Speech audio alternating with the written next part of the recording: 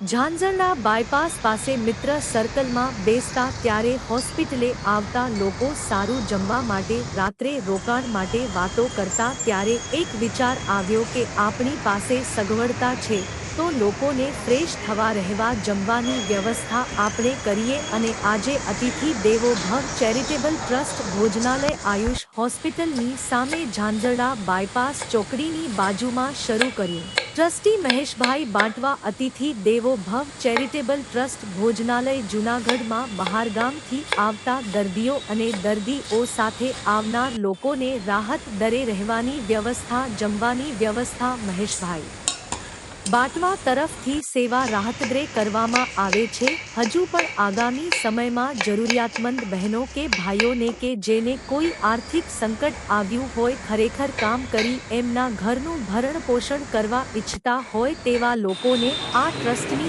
અંદર સારું એવું કામ મળી રહેશે। સાથે સાથે નારિયેળ પાણી પણ રાહતદરે મળી રહે એમ્બ્યુલન્સ સેવા મળી રહે એવું પણ આગામી સમયમાં આયોજન કરવામાં આવશે। તો સાંભળીએ મહેશભાઈ શું કહી રહ્યા છે। જય દ્વારકાધીશ। હું અતિથિ દેવો ભવ ચેરિટેબલ ટ્રસ્ટ ભોજનાલયમાંથી મહેશ બાંટવા બોલું છું। આજે આ ભોજનાલય ઝાંઝરડા બાયપાસ ચોકડી ઉપર આવેલી છે। આયુષ હોસ્પિટલની સામે ડૉક્ટર હાઉસ પહેલા માળે। આ ભોજનાલયની અંદર દર્દીઓના પાર્સલના માત્ર 60 રૂપિયા છે અને દર્દીના રિલેટિવના જમવાના 75 રૂપિયા છે અને આ 75 રૂપિયામાં અન્ય વ્યક્તિ પણ લાભ લઈ શકે છે। આ ક્યારથી શરૂ કર્યું અને બીજી શું શું પ્રવૃત્તિ? અમે આ ભોજનાલય શરૂ કરી છે એના અંદાજિત 4 મહિના જેવું થઈ ચૂક્યું છે અને બીજી કે અમે દર્દીઓને તેમજ તેમના રિલેટિવને નાહવા ધોવાની સૂવાની આ તમામ વ્યવસ્થા પણ કરી આપીએ છીએ। એ પણ રાહત દરે કરી આપીએ છીએ। દર્દીઓને ટિફિનમાં પાર્સલમાં ભૂખ્યા આપવામાં આવે એ દર્દીના રિલેટિવના અથવા તો ડૉક્ટરના જણાવ્યા મુજબ જ અમે એનું પાર્સલ બનાવીએ છીએ કે સાહેબે જે એને કીધું હોય એ મુજબ અમે એમનું પાર્સલ બનાવી આપીએ છીએ। આગળનું શું આયોજન છે? આગામી આયોજન તો પહેલું એવું છે કે લોકોના અભિપ્રાય મુજબ જો વ્યવસ્થિત સ્ટાફ અને મળે તો સવારનું નાસ્તાનું ચાલુ કરવાનું પ્લાન વિચારીએ છીએ અમે લોકો અને એ પછીથી અમે લોકો એક નારિયેળ પાણીનો મતલબ કે જે લોકોને બજારમાંથી વધારે ભાવ દઈ અને લેવા પડે એ પાણી એક નારિયેળ પાણી એ લોકોને અહીંયાથી રાહત દરે મળે તેની પણ અમે વ્યવસ્થાની તૈયારી કરી રહ્યા છીએ। પછી આમની અંદર જરૂરિયાતમંદ બહેનોને અથવા તો કોઈ ભાઈઓને માનો કે આર્થિક સંકટ એવું પરિવારમાં આવ્યું હોય અને જે ખરેખર કામ કરી અને એમના ઘરનું ભરણ પોષણ કરવા ઈચ્છતા હોય એવા લોકોને અમે આ ટ્રસ્ટની અંદર સારું એવું કામ એને અનુકૂળતા મુજબનું આપશું અને એમને સારી એવો પગાર પણ એમને આપશું કે એમનું પરિવારનું ગુજરાન પણ સારી રીતે ચાલી શકે। આવા અમારા પ્રયત્નો છે।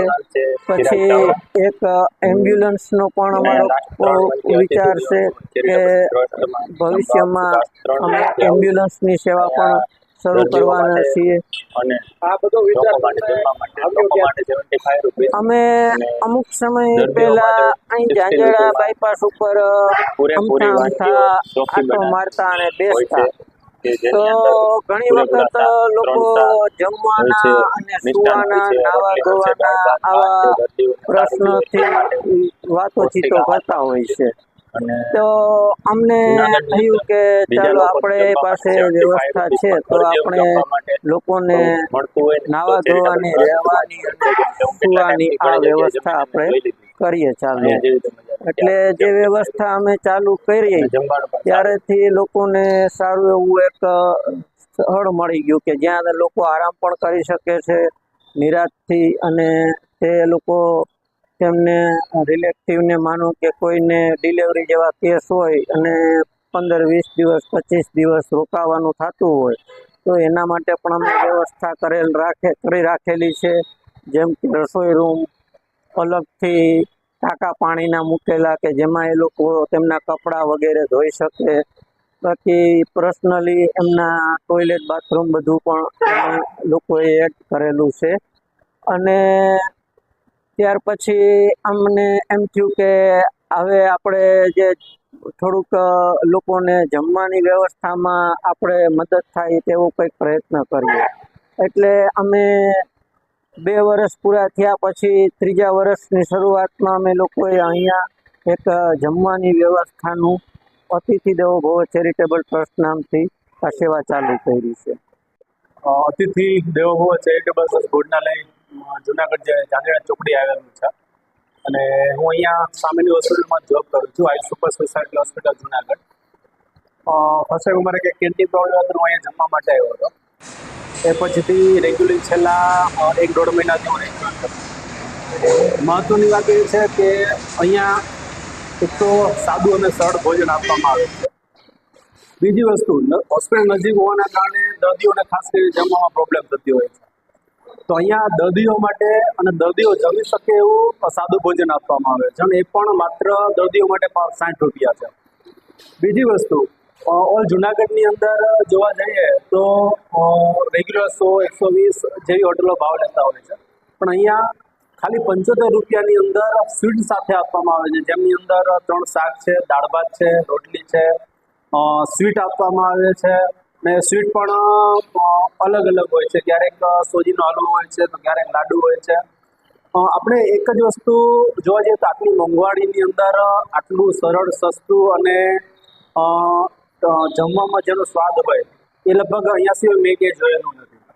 બીજી વાત એ કરીએ તો સૌથી મહત્વની વસ્તુ છે ક્વોલિટી અને ક્વોન્ટિટી. 75 રૂપિયામાં આવી મોંઘવારીની અંદર અનલિમિટેડ આપવું એ પરવડે જ નહીં.